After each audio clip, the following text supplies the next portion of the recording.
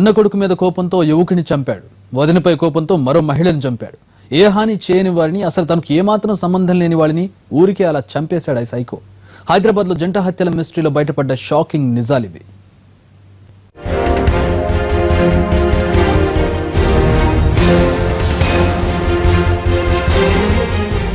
ఈ నెల 1న హైదరాబాద్ అబిడ్స్ లో ఓ యువకుడు దారుణ హత్యకు గురయ్యాడు. ఈ హత్య కేసును ఛేదించే పనిలో పోలీసులు ఉండగా తెల్లారి మరో మహిళ నాంపల్లి రైల్వే స్టేషన్ సమీపంలో హత్యకు గురైంది.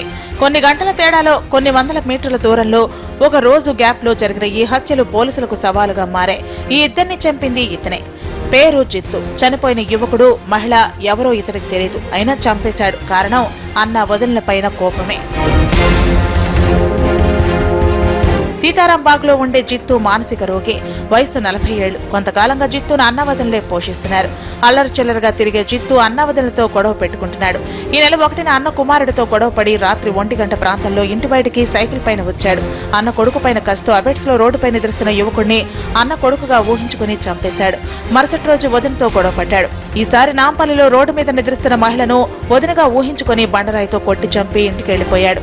ఈ 2 హత్యలు పోలీసులకు సవాల్గా మారాయి.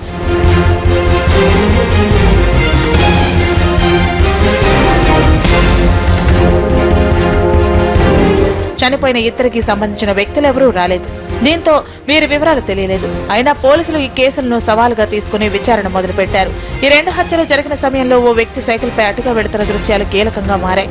మొదట ఇతడికి సంబంధం లేదని అనుకున్న ఓ టీం మాత్రం ఇతడిని పట్టుకుంది. విచారణలో హత్యలు బయటపడ్డాయి.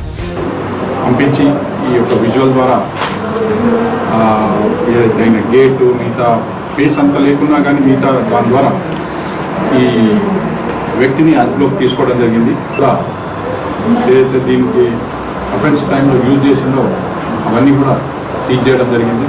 ఫర్దర్గా ఈ 2 కేసుల్లో కూడా మొదట అబిడ్స్ తర్వాత నాంపల్లి దాంట్లో కూడా రిమాండ్ చేయడం జరుగుతుంది. ఓ మానసిక రోగి కుటుంబ సభ్యులపై కోపంతో వారిని ఊహించుకుని వేరే వాళ్లను చంపిన ఘటన సంచలనంగా మారింది.